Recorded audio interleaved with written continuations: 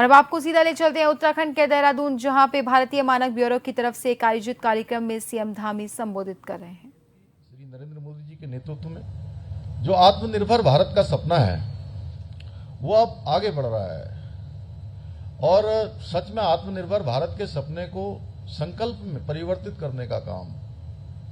विकसित भारत के संकल्प को पूरा करने का काम अगर सच में कोई पूरा करेगा, सच में कोई उसके सारथी बनेंगे,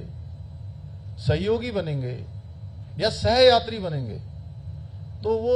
सब आप लोग जो बड़ी संख्या में मेरे छात्र और छात्राएं आई हैं, प्यारे विद्यार्थी आए हैं, वह सब इसके सहयोगी, सारथी और गंतव्य के साथी बनने वाले हैं, सहयात्री बनने वाले हैं। और यह अमृतकाल उन्हीं को समर्पित है। आने वाले 25 साल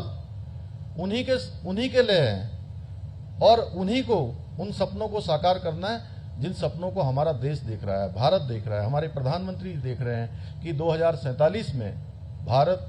दुनिया का विकसित भारत बनेगा। 2047 में भारत विकसित भारत के साथ साथ दुनिया को दिशा देने वाला भारत बनेगा, दुनिया का नेतृत्व करने वाला भारत बनेगा, सिरमौर भारत बनेगा। और आज इस सपने को पूरा करने में जो सपना हमारा आगे बढ़ रहा है, भारतीय जो मानक ब्यूरो है इसके द्वारा जो मानक निर्धारित किए गए हैं, उन मानकों की बहुत महत्वपूर्ण भूमिका है। जब हम अपने उत्पादों को वैश्विक मानकों के अनुरूप, जैसी पूरे विश्व के अंदर जिस प्रकार के उत्पादों की मांग है उसके अनुरूप तैयार करते हैं, तो न हम केवल उनकी गुणवत्ता को बढ़ाते हैं बल्कि उद्योगों को अंतर्राष्ट्रीय बाजार में भी प्रतिस्पर्धी बनाने के लिए भी एक सशक्त जो आधार है वो आधार प्रदान करते हैं। क्योंकि वैश्विक बाजार में उसी की मांग बढ़ेगी,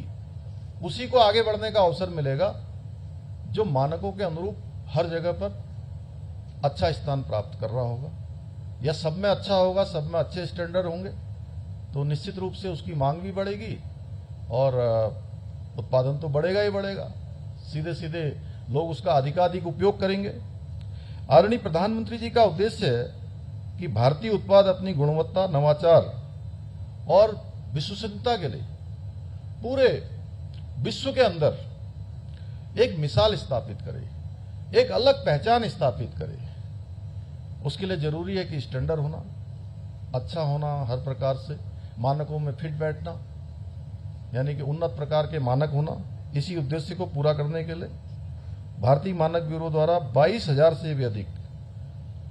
मानक निर्धारित किए गए हैं। और भाइयों बहनों, हमारा उत्तराखंड भी प्राकृतिक संसाधनों से समृद्ध है, एक सुंदर प्रदेश होने के साथ ही देवभूमि है और हर स्थान पर देवों का निवास है। नदियों से आच्छादित है, वनों से आच्छादित है,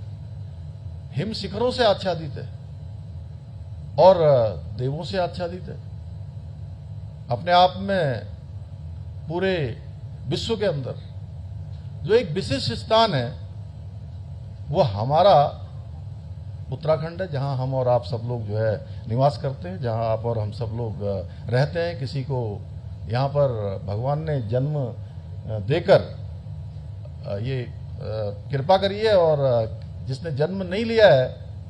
जो यहाँ कर्म कर रहा है, उस पर भी भगवान की अति कृपा है, इसीलिए वो यहाँ कर्म कर रहा है।